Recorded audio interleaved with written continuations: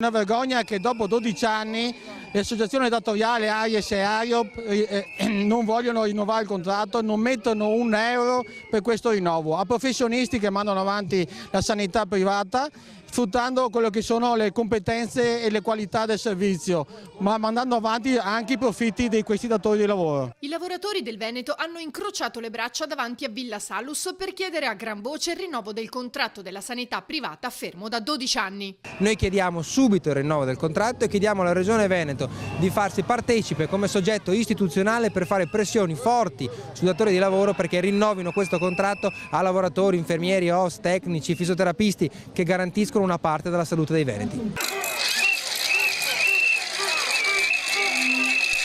Il clima